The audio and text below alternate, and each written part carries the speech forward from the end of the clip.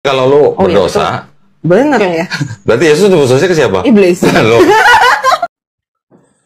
Salam saudara-saudari dalam Kristus Yesus yang satu iman kepada Tuhan kita Yesus Kristus. Di sini saya akan meluruskan tentang tanggapan-tanggapan orang-orang yang di luar Kristus yang menafsirkan ayat-ayat Alkitab secara logika atau bahkan sengaja menyalah-nyalahkan isi Alkitab. Ini saya hanya meluruskan dan ini saya tujukan kepada seluruh orang-orang Kristen agar jangan tertipu, jangan terpengaruh terhadap penafsiran-penafsiran yang salah atau yang sengaja menyalah-nyalahkan ayat-ayat Alkitab yang menafsirkan secara sesuka-suka hati. Sekali lagi supaya jangan terpengaruh, jangan goyang imannya karena penafsiran mereka, penafsiran yang salah. Coba kita lihat video berikut ini. Ke nebusnya ke siapa? Tuhan. Hah? Menebusnya ke Tuhan dong. Dosa kita kan ditebus, dilunaskan kan? Kan ada pelunasan. Upah dosa adalah Upah dosa adalah maut. maut. Penguasa maut adalah Iblis. iblis. Jadi kalau lu Oh iya, berdosa, Bener ya. berarti Yesus berdosanya ke siapa? Iblis. Loh, Saudara-saudaraku dalam Yesus Kristus, di dalam video tadi kita sudah melihat dan menyaksikan bersama. Mereka mengatakan kalau Yesus itu menebus dosa manusia kepada iblis. Dengan gaya mengolok-olok, terkesan menghina, mengejek, sambil tertawa-tertawa.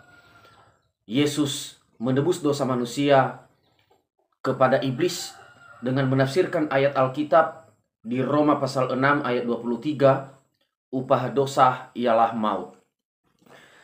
Di sini saya mau meluruskan, sekali lagi ini saya tunjukkan kepada seluruh orang-orang Kristen.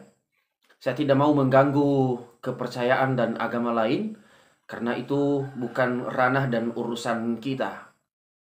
Pertama-tama saya mau tanggapi begini.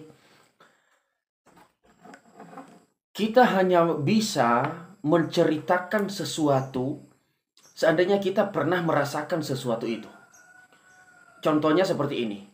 Bagaimana mungkin seseorang dapat menceritakan rumah tangga orang lain sementara ia tidak pernah tinggal di dalam rumah itu?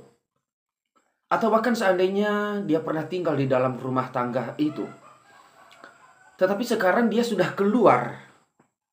Dia tinggal sendiri di rumah sendiri, dan kemudian di rumahnya ini, di tempat tinggalnya ini, ia kembali menceritakan rumah tangga yang pernah ia tinggal sebelum-sebelumnya.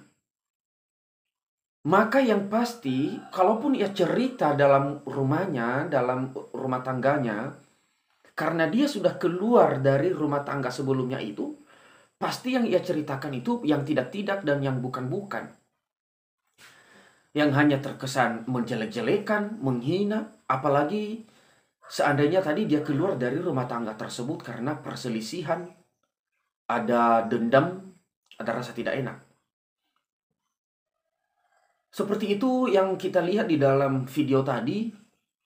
Yang saya lihat, mereka pasti bukan orang Kristen, bukan agama Kristen, dan bukan pengikut Kristus. Tetapi mereka suka membahas Alkitab. Mereka suka menafsirkan ayat Alkitab. Itulah yang saya umpamakan tadi. Bagaimana mereka bisa menceritakan Kristen, bagaimana mereka bisa menafsirkan ayat-ayat Kristen, sementara mereka bukan orang Kristen.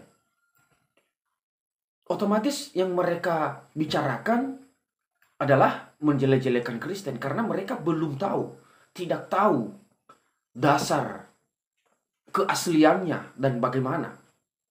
Mereka tidak tahu. Atau bahkan seandainya mereka sebelumnya adalah Kristen, tetapi mereka sekarang udah keluar ke agama lain, ke kepercayaan lain. Otomatis sekalipun di sana mereka menceritakan Alkitab, menafsir ayat-ayat Alkitab, apalagi kalau mereka keluar dari Kristen tadi karena kebencian, karena ada sesuatu yang menurut pikiran mereka tidak benar, atau ada dalam Kristen tadi ada yang membuat mereka kesal. Mereka keluar ke kepercayaan lain, ke agama lain, kemudian di sana mereka menafsirkan Alkitab, maka otomatis dan pasti tujuan mereka hanya untuk menjelek-jelekan, mengolok-olok, Jadi semua tafsiran-tafsiran mereka, seluruh apa yang mereka omongin, yang mereka bicarakan itu hanya terkesan mengolok-olok, menghina dan merendahkan. Dan mereka hanya sengaja menyalah-nyalahkan.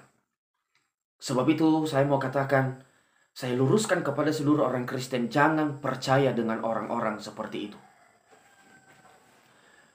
Kemudian seandainya mereka mengatakan, supaya semua orang di dunia ini mengenal agama yang benar. Kalau dasar mereka seperti itu misalnya.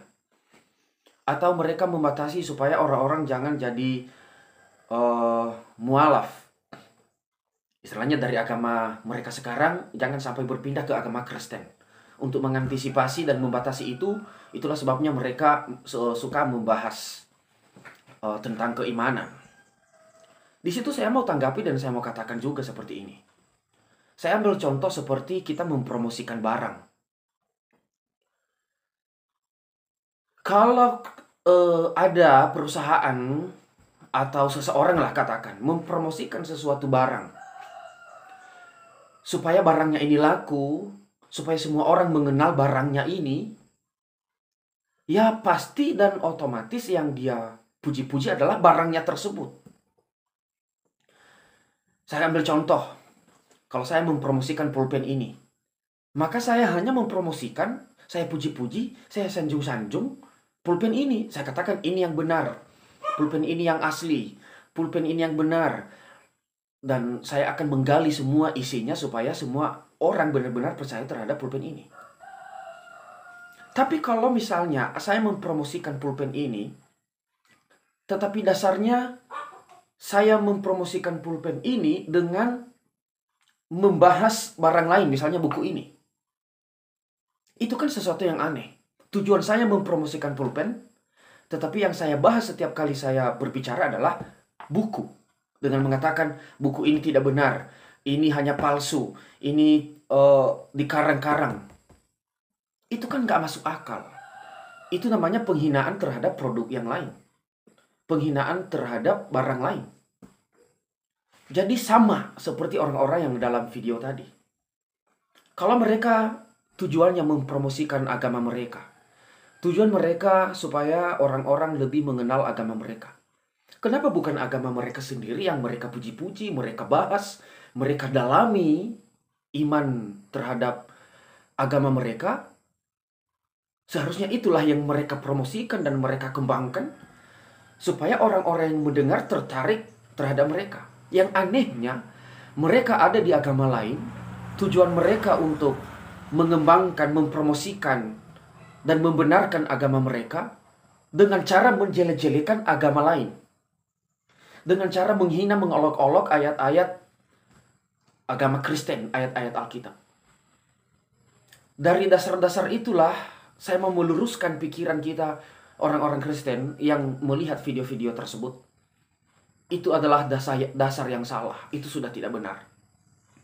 Sebab itu saya mau katakan, jangan dengar, jangan percaya terhadap penafsiran-penafsiran orang-orang tersebut.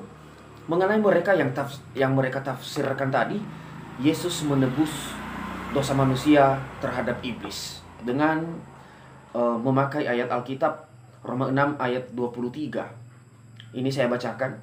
Sebab upah dosa ialah maut, tetapi karunia Allah ialah hidup yang kekal dalam Kristus Yesus Tuhan kita. Ayat ini adalah penjelasan Rasul Paulus kepada jemaat Roma. Jemaat Roma yang telah menjadi Kristen, yang telah menjadi percaya kepada Yesus. Paulus meyakinkan mereka telah ditebus.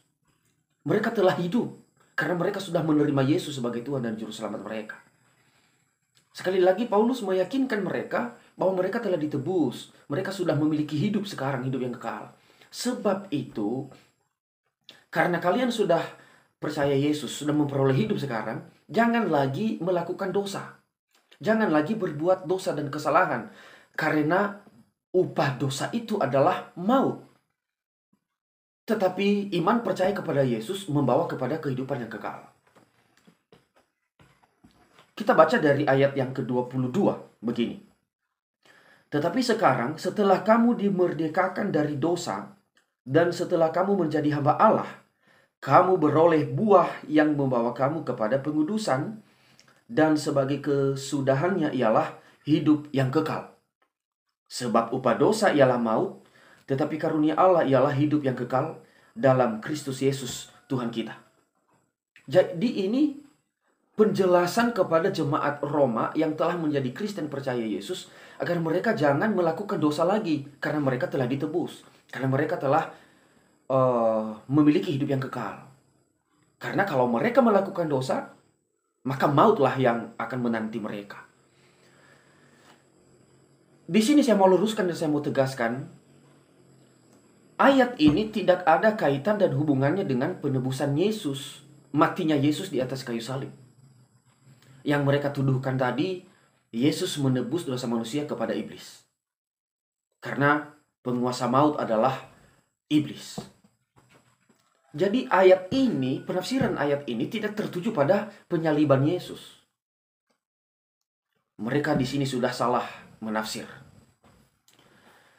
Kemudian mereka mengatakan Yesus menebus dosa manusia kepada iblis. Saya mau katakan itu salah. Itu tidak benar. Tidak ada peran iblis dalam penebusan. Tidak ada iblis dalam penebusan atau kematian Yesus di atas kayu salib. Apalagi kalau mereka mengatakan iblis berjasa terhadap kematian Yesus, terhadap penebusan dosa. Saya mau katakan itu tidak benar. Yesus benar-benar mau menyelamatkan dunia, mau menyelamatkan manusia. Di Yohanes 3 ayat 16 mengatakan, karena begitu besar kasih Allah akan dunia ini, yang mengaruniakan anak yang tunggal, supaya setiap orang yang percaya kepadanya tidak binasa, melainkan beroleh hidup yang kekal. Jadi Yesus itu datang ke dunia dan mau mati itu karena kasih Allah yang besar. Bukan karena dorongan iblis. Bukan karena menebusnya dari iblis. Tetapi karena kasih Allah. Karena ketika manusia jatuh ke dalam dosa, manusia telah dikuasai dosa, manusia dikuasai oleh kejahatan. Tapi bagaimanapun juga manusia ini adalah ciptaan Allah. Sehingga ia kembali mengasihi. Ia mengambil kembali ciptaannya itu untuk menjadi miliknya kembali. Atas dasar kasihnya yang besar itulah ia datang ke dunia ini dan rela mati untuk menebus dosa manusia itu tadi. Jadi Yesus menebus dosa manusia bukan kepada iblis.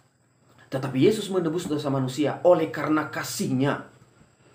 Oleh karena keinginannya untuk menyelamatkan manusia. Oleh karena kasihnya di dunia ini kepada orang-orang di dunia ini. Supaya jangan binasa. Tetapi supaya memperoleh hidup yang kekal. Saya mau katakan yang memperoleh hidup yang kekal itu hanya orang-orang yang percaya kepada Yesus. Hanya orang-orang yang menerima Yesus sebagai Tuhan dan Juru Selamat. Itu sajalah orang yang memperoleh hidup yang kekal. Sebab itu, untuk orang-orang Kristen, orang-orang percaya, tetap beriman teguhlah kepada Yesus Kristus. Supaya sampai selamanya, hidup yang kekal itu tetap bagian dalam kehidupan kita. Salam, terima kasih.